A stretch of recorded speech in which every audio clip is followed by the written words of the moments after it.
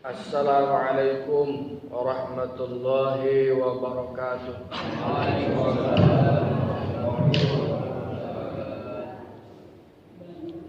Alhamdulillahilladzi an'amana bi'ulumil ulama.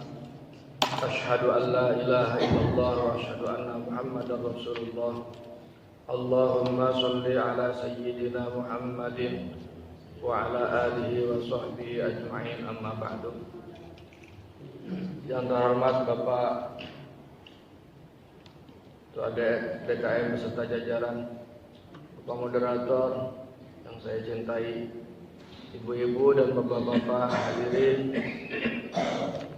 jamaah salat subuh yang mudah-mudahan Allah muliakan. Amin ya rabbal alamin. Kembali kita belajar kepada ulama dalam kitab Fathul Qorib. Mudah-mudahan kita mendapatkan berkah ilmunya dan pengarang kitab ini mendapatkan tempat yang mulia di sisi Allah Subhanahu wa taala. Al-Fatihah.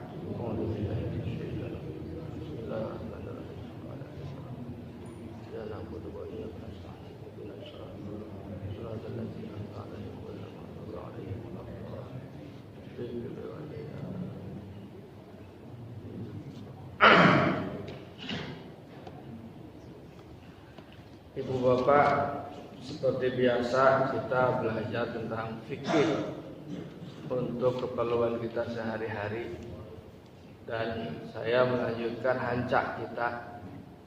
Kalau ada pertanyaan-pertanyaan di luar ini juga boleh. Kalau bisa ya dijawab, nggak bisa ya kita tangguhkan.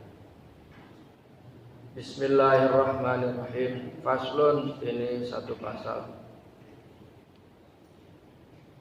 Wa faraidul ghusli, dan fardu-fardunya mandi. Ini masih bicara tentang mandi.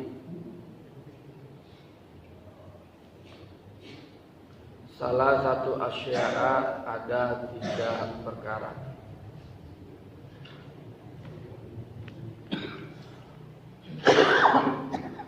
Ya eta sama urang mah alusna teh mandi oge diatur.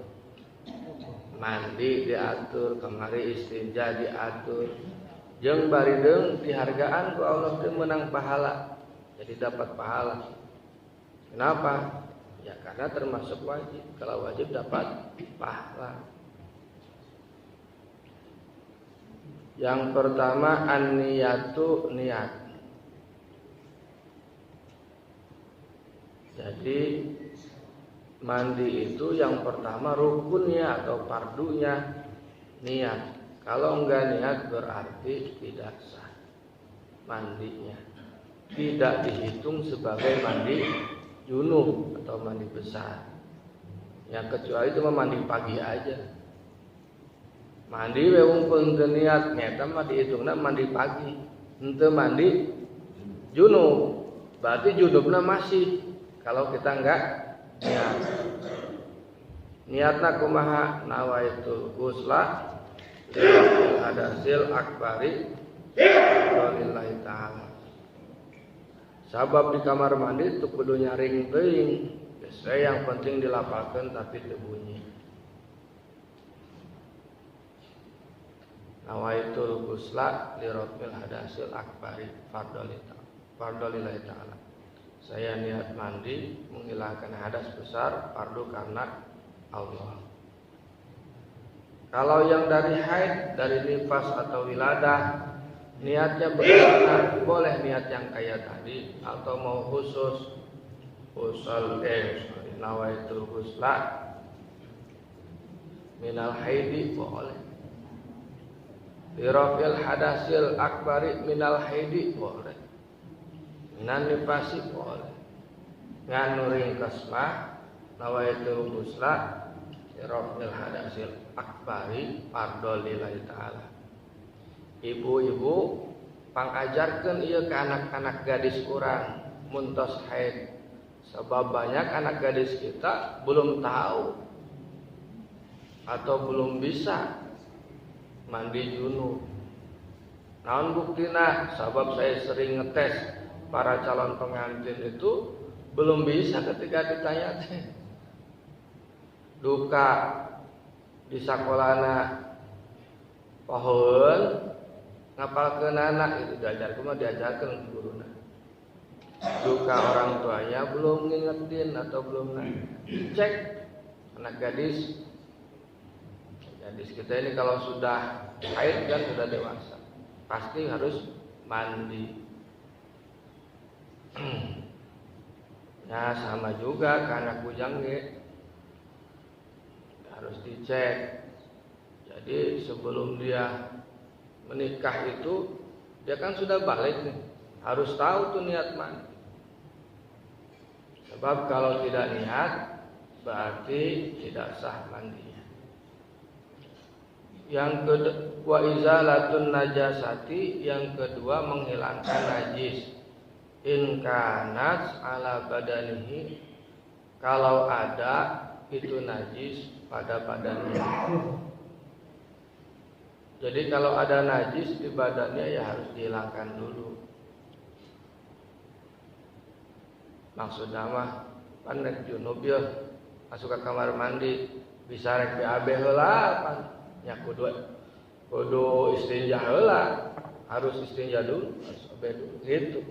Atau langsung mandi, tetap najis harus dihilangkan dulu. Kecuali namun najis hukmiyah. Najis hukmiyah teh najis yang enggak kelihatan. Enggak kelihatan, ya.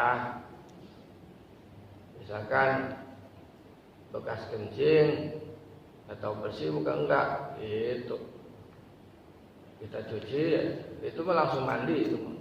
Hilang langsung. Mun hukmiyah, lamun mah najis aini ya, najis nu katingali, ya eta mah kudu dibersihan heula gitu. Nah, najis engke pembagian najis kita harap. Nah, najis. Jadi kalau najis hukmiyah mah najis yang udah enggak kelihatan tapi itu sebetulnya pernah ada najisnya gitu. Contoh misalkan di dia teh aya najis di dia tah. Tapi entos diambil najis nama, tapi can dibersihan pakai cai. Dan diluna najis hukmiyah. Bagi orang yang tahu mah eta teh pernah aya najis di dinya ngan geus dibersihan, tapi encan bersih pakai cai gitulah. Najis nama terus dihilangkan tapi hukumna najis. Namun najis ini ya katingali najisna belum ketegan. Tai kotok misalkan.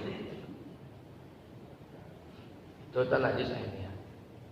Terus wa isalul ma'i ila jami'i sya'ri wal basyarati, dan menyampaikan air kepada seluruh rambut dan kulit. Jadi kudu nyampe cair pada seluruh rambut dan kulit. Rambut mana wae eta mah? Rambut kepala, rambut ketek dan rambut lainnya. Harus benar-benar sampai kulit.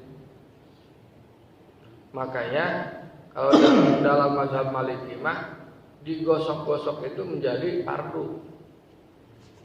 Itu dah gosok-gosok fardu, menjadi rukun. Kalau mazhab kita mah yang penting nyampe we cai. Yang penting menyampe cai. Digosok-gosok eta sunat. Ya lanjut. Wa sunanuhu, dan sunatnya mandi, sunat-sunatnya mandi, khamsatu asya'a, ada 5 perkara.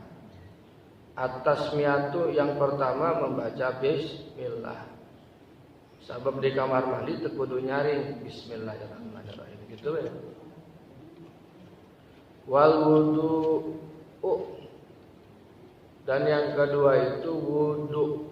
Jadi sebelum mandi itu wudu dulu. Wuduna naon dia? Wudu sempurna. Wal wudu'u qablahu, dan yang kedua wudu sebelumnya, sebelum mandi. Jadi sebelum mandi itu wudu dulu. Wudu dulu.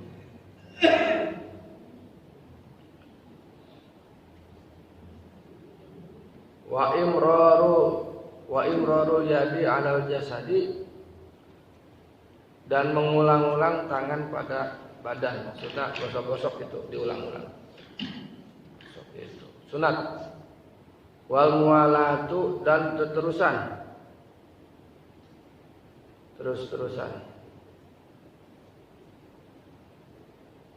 Wa taqdimul yumna 'alal yusra, dan mendahulukan yang kanan atas yang kiri. Jadi itu sunatnya. Jadi ada fardunya, ada sunatnya. Itu mandi. Jadi orang kalau mandinya sempurna, rukunnya atau fardunya ditambah juga sunatnya, maka mandinya insya Allah sah.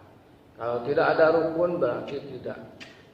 Kalau ada rukun yang ketinggalan berarti tidak sah mandinya. Ya kita mah yang sudah pada dewasa, sudah pada sepuh ya, pasti ini mah sudah bisa. Cuman ini sampaikan kepada anak-anak cucu kita, mandi teh wajib. Mun orang gaduh hadas gede, hadas gede nu kamari diceritakeun. Jangan sampai orang sudah menikah lama tapi nggak ngerti mandi. Itu padahal ini adalah kemampuan basic bagi seorang muslim. Karena teu sah mandina, teu sah wuduna, teu sah salatna, teu sah salatna. Nyekel Quran jadi dosa, baca Quran jadi temenan. Jadi pegang mushaf Quran nggak boleh, karena kita punya hadas gede. Nah, baca Quran juga nggak boleh. Kayak orang haid baca Quran nggak boleh. Nanti di depan ada lagi. Mudah-mudahan ada manfaatnya. Assalamualaikum warahmatullahi wabarakatuh.